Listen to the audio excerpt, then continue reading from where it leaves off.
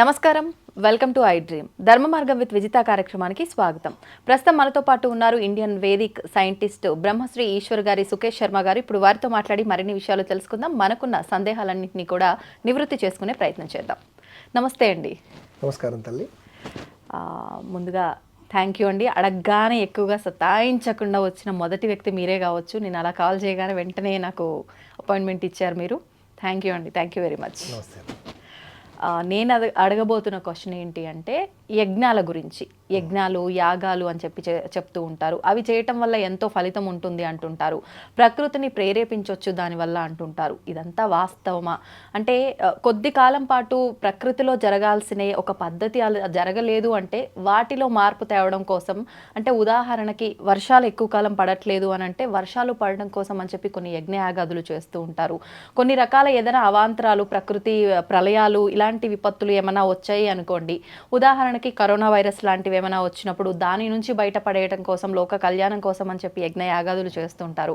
అంటే ఇవి చేయటం వల్ల నిజంగా ఫలితం ఉంటుందా? ఏంటి సంబంధం ప్రకృతికి, యజ్ఞ యాగాదులకి? అది నా ప్రశ్న. ఖచ్చితమైనటువంటి చక్కని ప్రశ్న అడిగారమ్మా.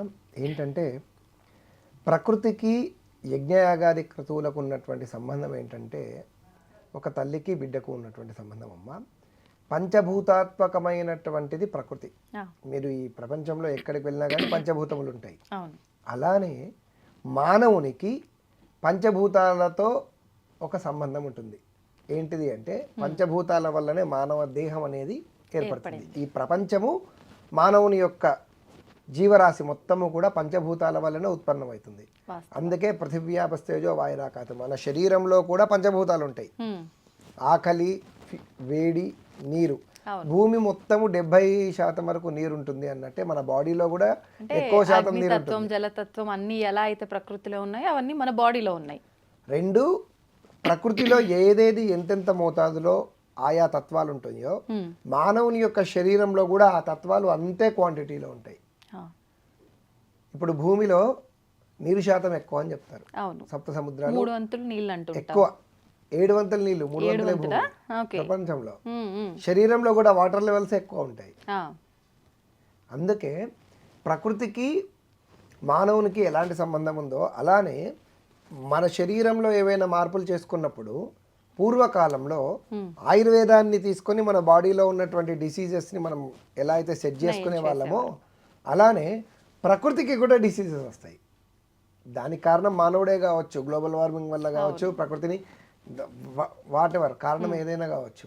బట్ మన శరీరంలో క్యాన్సర్స్ ఎలా అయితే రోగాలు వస్తుంటాయో మానవుని చర్యల వల్ల ప్రకృతి కూడా ఒక్కొక్కసారి అస్తవ్యస్తం కాబడుతుంది. దానివల్లనే ఋతువులు సరిగ్గా ఉండక వాటి ధర్మాలను అవి కోల్పోతాయి. అప్పుడు అకాల వర్షాలు పడతాయి, సకాలంలో వర్షాలు పడకుండా ఉంటాయి. అకాల వర్షాలు కూడా, అకాల వర్షాలు ఎండాకాలంలో వర్షాలు పడ్డ అకాలమైన కాదు, వర్షాకాలం కాదు కదా. అలానే సకాలంలో వర్షాకాలంలో పడాల్సిన వర్షం కూడా పడకపోతే పంటలన్నీ వీడిపోతాయా కదా. ఇక మీరు అడిగినట్టు కరోనా లాంటివి అయితే మానవుడు సొంతంగా వాడు తెచ్చుకున్నది. ఎబోలాలు, కరోనాలు, ఇటువంటి వైరస్లన్నీ కూడా తనకు తాను తన ప్రయోగాల వల్ల వచ్చినటువంటి పరిణామాలే. అవునండి. అయితే మీరు అడిగినటువంటి ప్రశ్నకు సమాధానం మనకు వేదాల్లో ఆల్రెడీ చెప్పబడింది. యజ్ఞాత్ వర్షతు పర్జన్య పర్జన్యాత్ అన్న సంభవ అని శాస్త్రంలో చెప్పబడింది. ఏంటి అంటే బ్రాహ్మణులు యజ్ఞయాగాది క్రతువులు చేయడం వల్ల ఈ యజ్ఞం వల్ల యజ్ఞాత్ వర్షతు పర్జన్య, పర్జన్యము అంటే మేఘము, వర్షించేటటువంటి మేఘములు ఏర్పడతాయి. యజ్ఞయాగాది క్రతువుల వల్ల వర్షించేటటువంటి మేఘములు ఏర్పడతాయి. తర్వాత యజ్ఞాత్ వర్షతు పర్జన్య పర్జన్యాత్ అన్న సంభవ, ఈ మేఘముల వల్ల పంటలు, పంటల వల్ల అన్నము, అన్నం వల్ల లోకము, మానవులు సుభిక్షంగా ఉండడం జరుగుతుంది. ఇది మనకు వేదాల్లో చెప్పబడింది. అయితే ఇప్పుడు ఉండేటటువంటి జనరేషన్స్లో చాలామంది అడిగేటి ఏంటిదంటే ఇది కేవలం డాక్యుమెంటరీలో మాత్రమే చెప్పబడింది. అంటే వేదాల్లో అలా చెప్పబడింది అని పెద్ద పెద్ద వాళ్ళందరూ మాట్లాడుతూ ఉంటారు. అసలు ఈ వేదములో ఉండేటటువంటి ఈ టాపిక్కి అసలు యజ్ఞానికి సంబంధం ఏముంది? బ్రాహ్మణులు ఏమన్నా ఎయిత్ సైన్స్ కానీ, ఎర్త్ సైన్స్ కానీ, గ్లోబల్ సైన్స్ కానీ ఏమన్నా చదువుకున్నారా?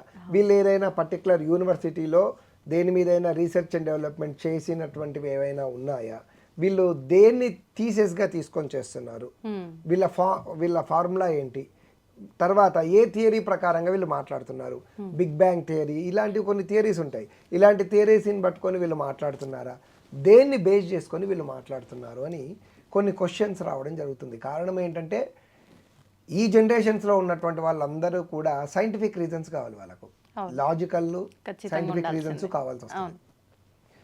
మా గురువులు కావచ్చు పెద్దల కాలంలో, ఇప్పుడు మీరు ఎవరైనా ఒక ఘనాపాటి లాంటి వారు పెద్దవాళ్ళని అడిగితే వాళ్ళు ఒకటే చెప్తారు, ఆల్రెడీ మా తండ్రులు చెప్పారు, దాన్ని మేము గుడ్డిగా నమ్మడం అనే కాదు, అది విశ్వాసం. ఎందుకు ఏంటి అని క్వశ్చన్ లేదు అక్కడ. వాళ్ళు చెప్పారు ఇలా చేయమని మనం ఇలా చేస్తున్నాం అంతే.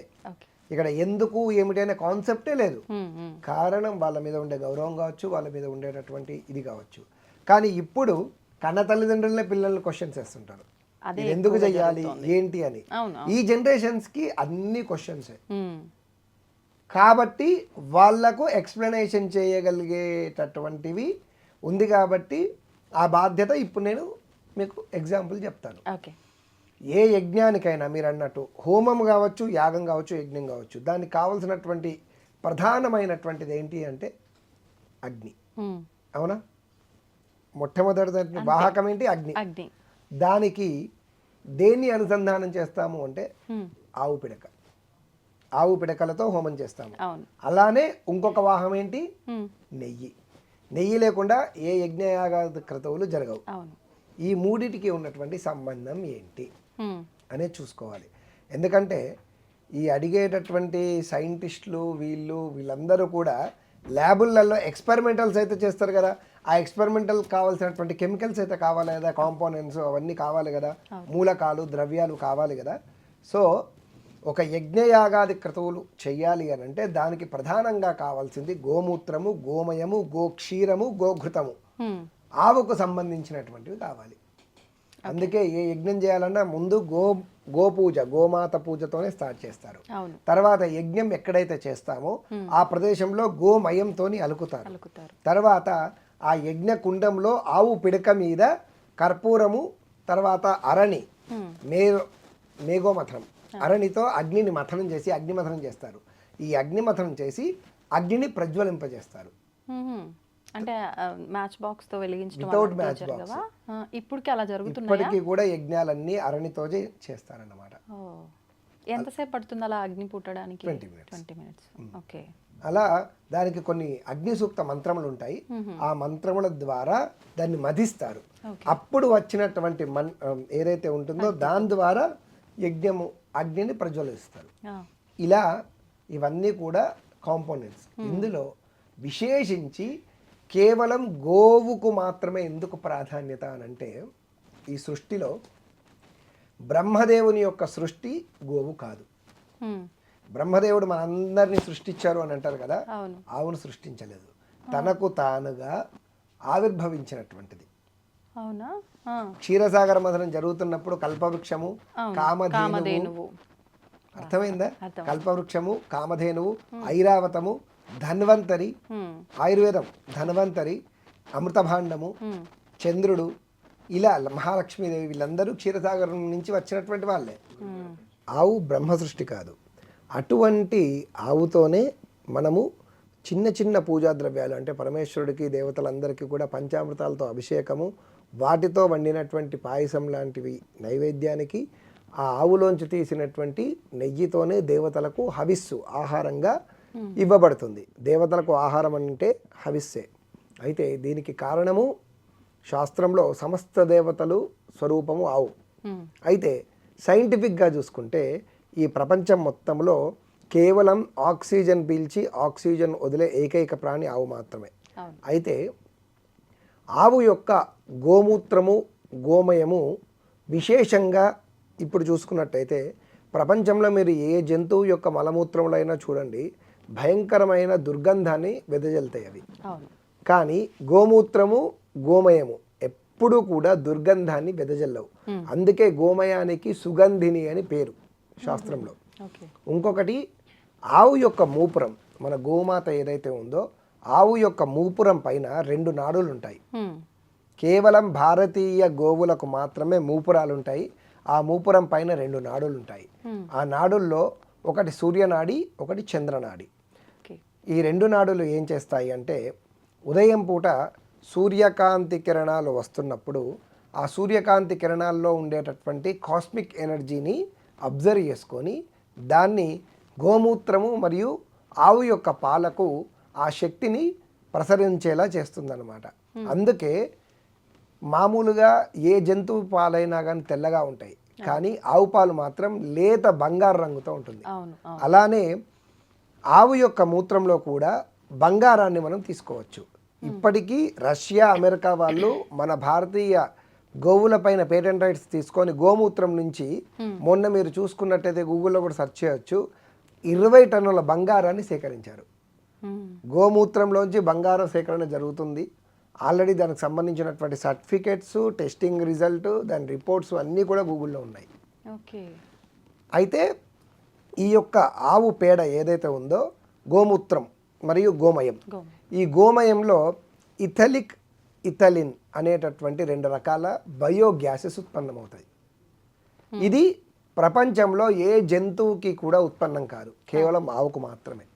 ఈ ఇథలిక్, ఇథలిన్ అనేటటువంటి బయోగ్యాస్ ప్రస్తుతం హాస్పిటల్లో మనందరం ఆక్సిజన్ సిలిండర్లు వాడుకుంటాం కదా, దాంట్లో ఉండేటటువంటి బయోగ్యాసే. గోవులు లేకపోతే మనకు ప్రాణవాయువు కూడా దొరకదు. ఈ హాస్పిటల్స్కి ఆక్సిజన్ సప్లై చేసేటటువంటి ఇథలిక్, ఇథలిన్ అనే బయోగ్యాస్ అనేది ఉండదు. అయితే ఈ యజ్ఞయాగాది క్రతువుల్లో మనం చిన్నప్పుడు పాఠ్యాంశాల్లో ఉదయం మొత్తము కూడా చెట్లు ఆక్సిజన్ రిలీజ్ చేసి రాత్రిపూట కార్బన్ డైఆక్సైడ్ని రిలీజ్ చేస్తాయి అని అంటారు. అది అన్ని చెట్లకు కావు. దేవతా వృక్షాలను మనం ఎందుకు కొలుస్తాము అంటే 24/7 ఆక్సిజన్ని రిలీజ్ చేసేటటువంటి వృక్షాలు కనుక. అందులో విశేషించి రావి, మోదుగ, మేడి, జువ్వి, మామిడి, అలానే తులసి, వేప కూడా.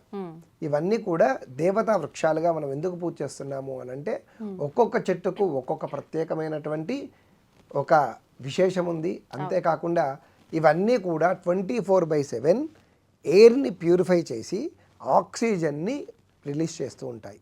అందుకే వాటిని మనం సమిధలుగా యజ్ఞంలో వాడతాం. అలానే ఈ ఆవు యొక్క గోమూత్రము, గోమయంని కలిపి హోమగుండానికి చుట్టూ కూడా అలకడం వల్ల యాంటీ రేడియేషన్గా పనికొస్తుంది. అంటే వాతావరణంలో ఉండేటటువంటి బ్యాక్టీరియాను సంహారం చేస్తుంది. అన్నిటికన్నా విశేషం ఏంటంటే అగ్నికి గోమూత్రమును, గోమయమును అనుసంధానం చేయడం వల్ల చక్కగా దాని నుంచి వదలబడినటువంటి ధూమం, పొగ ఏదైతే ఉందో ఆవు పిడకల ద్వారా, అగ్ని ద్వారా, ఆవు నెయ్యి ద్వారా రిలీజ్ కాబడినటువంటి ధూమం, పొగ ఏదైతే ఉందో ఆ పొగము భూమి ఉపరితలం పైన, అంటే ఈ వాతావరణం, ఎగ్జాంపుల్ ఇదే రూమ్లో ఒక చిన్న హోమం చేస్తే మీరు ఏదైనా లైట్ డిటెక్టర్, దానికి సంబంధించిన రాడార్ ఉంటాయి వాతావరణంలో, ఈ రూములో ఏ లెవెల్స్, ఏ వాయువులు లెవెల్స్ అన్నీ కూడా చూసుకోవచ్చు అనమాట. జిహెచ్ఎంసీ వాళ్ళ దగ్గర, తర్వాత పొల్యూషన్ బోర్డు వాళ్ళ దగ్గర కొన్ని మిషన్స్ ఉంటాయి. ఆ మిషన్స్ని మీరు రూమ్లోకి తెచ్చిపెట్టుకోండి. Carbon dioxide, న్యూట్రిజను, HTO, oxygen, nitrogen, ఇవన్నీ ఏవేవైతే వాయువులు ఉన్నాయో ఇవన్నీ ప్రస్తుతం హైదరాబాద్లో ఆక్సిజన్ లెవెల్స్ తక్కువ ఉండి మిగతా వాటి లెవెల్స్ అన్నీ పైన ఉంటాయి. కానీ ఒక చిన్న ఆవు పిడకను వెలిగించి దాని మీద ఒక 2 చుక్కల ఆవు నెయ్యిని వేయండి. ఒక 10 నిమిషాలు రూమ్ అంతా పొగైన తర్వాత మీరు అదే మిషన్ ఆన్ చేసుకోండి. ఆక్సిజన్ లెవెల్స్ పెరిగి మిగతా అన్నీ కూడా కంట్రోల్లో ఉంటాయి. అయితే ఈ యజ్ఞంలో ఉండేటటువంటివన్నీ కూడా ఎయిర్ని ప్యూరిఫై చేస్తూ ఎర్తింగ్ని ప్యూరిఫై చేసేటటువంటి అద్భుతమైనటువంటి వాహకాలు. అందుకే దేవతా వృక్షాలను ఏవైతే ఉన్నాయో ఈ దేవతా వృక్షాలను సమిధలుగా మనం హోమంలో వాడతాం. వీటితో విడుదలైనటువంటి పొగ ఎయిర్ ప్యూరిఫై చేస్తుంది. అలానే కృత్రిమమైనటువంటి మేఘమును ఉత్పత్తిని చేయడానికి కావలసినటువంటిది ప్రధానంగా ఆవు నెయ్యి మరియు గోమయము. ఇవి మరియు ఇవన్నీ కూడా వీటితో పాటు 108 వనమూలికల యొక్క చెట్ల పౌడర్లను మనం తీసుకుంటాం. దాన్ని హోమద్రవ్యము అని అంటాం. ఈ రకరకాల ద్రవ్యములన్నింటినీ కూడా హోమంలో వేస్తూ ఉంటాం. కదా. అవును. ఇదంతా కూడా భూమి ఉపరితలం పైకి వెళ్ళి హ్మ్. ఆకాశంలో వాతావరణంలో ఉన్నటువంటి విషవాయువులన్నిటినీ కూడా ప్యూరెస్ట్ ఆక్సిజన్గా కన్వర్ట్ చేస్తుంది. హ్మ్. దానివల్ల ఒక మేఘం అనేది ఏర్పడుతుంది. ఏర్పడుతుంది. దానివల్ల ఏంటి, గాలి ఘనీభవిస్తుంది. అప్పుడు వాతావరణంలో ఉన్నటువంటి విషవాయువులన్నీ కూడా ప్యూరెస్ట్ ఆక్సిజన్గా మారడం వల్ల గాలి ఘనీభవించి చల్లగా ఒక కృత్రిమమైనటువంటి మేఘం ఏర్పడుతుంది. ఈ ప్రాసెస్నే యజ్ఞాత్ వర్షతు పర్జన్య పర్జన్యాత్ అన్న సంభవ అని మనకు శాస్త్రంలో చెప్పబడింది. హ్మ్. ఈ యొక్క మేఘం ఏదైతే ఉందో ఈ మేఘము వర్షించే మేఘంగా చల్లగా గాలికి అనుభవించి వర్షించే మేఘంలాగా ఉత్పన్నమై ఈ మేఘము అలా గాలికి ముందుకు వెళ్తూ ఉంటుంది ఆకాశంలో. అలా వెళ్తూ ఉంటే భూమిలో మొదటి 3 పొరలు, మొత్తం భూమికి 7 పొరలు అని చెప్తారు, అందులో 3 పొరల వరకు కూడా ఎక్కడైతే భూతాపం ఉంటుందో ఆ భూతాపం ఉన్నటువంటి ప్రదేశంలో భూమి నుంచి విడుదల కాబడినటువంటి వేడి వల్ల ఈ మేఘము కరిగి ఆ ప్రాంతంలోనే వర్షం పడుతుంది. అలా పడడం వల్ల భూమిలో ఉండేటటువంటి తాపం తగ్గడమే కాకుండా భూమి మొత్తము కూడా పంట పండించడానికి కావలసినటువంటి సారవంతమైనటువంటి బంజరు భూములుగా చక్కని పంట పొలాలను తర్వాత ధాన్యాన్ని సమృద్ధిగా ఇవ్వగలిగేటటువంటి భూమిగా ఈ యొక్క వర్షం వల్ల మారుతుందన్నమాట. ఇప్పుడు ఈ ఒక్క వర్షం విషయంలోనే యజ్ఞ యాగాదులు మనకు ఉపయోగపడేది, ఇంకా వేరే ఏ విషయాల్లో కూడా ఉపయోగపడతాయి? ఒక్కొక్క కోరికను బట్టి యజ్ఞము దాని యొక్క ద్రవ్యము మారుతూ ఉంటుంది. ఒక్కొక్క ఎక్స్పెరిమెంటల్కి మనం ఎలా అయితే కెమికల్స్ మారుస్తూ ఉంటామో అలా వర్ణయాగానికి కావాల్సినటువంటి సామాన్లు, యజ్ఞ సామాన్లు అయితే మారుతూ ఉంటాయి. అలానే మీరు అడిగినట్టు మొన్న మనకు కరోనా వచ్చింది. కరోనా వచ్చినప్పుడు శీతల యాగం చేసాం. ఆ శీతల యాగంలో ఉండేటటువంటివి మారుతుంది. ఇవన్నీ కూడా ఎక్స్పెరిమెంటల్ కెమికల్. శీతల యాగము అంటే వాతావరణం చల్లబడటానిక, ఉష్ణాన్ని కాదు, తగ్గించడానికి? బ్యాక్టీరియాను కిల్ చేసేది. శీతల మాత అని ప్రత్యేకంగా మనకు గ్రామ దేవతల్లో ఉండేటటువంటిది. కాలరాత్రి స్వరూపం అమ్మవారు. మనకు నవదుర్గల్లో 7వ అవతారం కాలరాత్రి అమ్మవారి యొక్క అవతారమే శీతలామాత. ఈ శీతలామాతను మామూలుగా మనము తెలంగాణ, ఆంధ్రప్రదేశ్లో గ్రామ దేవతలుగా మనం కొలుస్తూ ఉంటాము. ఉత్తరప్రదేశ్, మిగతా ఈ మధ్యప్రదేశ్, ఉత్తరప్రదేశ్, మహారాష్ట్ర, ఉత్తరాంచల్, ఉత్తరాఖండ్, ఇట్లా మిగతా రాష్ట్రాలన్నీ కూడా ఉత్తర భారతదేశంలో వాళ్ళు శీతలమాత అంటారు. అంతే. ఈ గ్రామ దేవతలు మనకు చేసుకుంటారు. అయితే ఈ బ్యాక్టీరియాలను కిల్ చేయడానికి కావాల్సినటువంటి దాంట్లో ప్రధానంగా తెల్లావాలు, వేప చెక్కలు, తర్వాత మన మారేడు దళాలు, ఇవన్నీ కూడా వాడుతుంటారు. ఇవి ఎర్తింగ్ అండ్ ఎయిర్ ప్యూరిఫై చేస్తూ ఉంటాయి, బ్యాక్టీరియాను కిల్ చేస్తూ ఉంటాయి ఇవన్నీ. ఇప్పుడు మనం అందరము నిత్యం ఒంటికి రాసుకునే సబ్బులు కూడా నీమ అని, నిమ్మది, వేప, రకరకాల వాడుతూ ఉంటాం కదా. సో వాటినే మనము ధూపంగా వేసుకుంటూ ఉంటాం. Okay okay.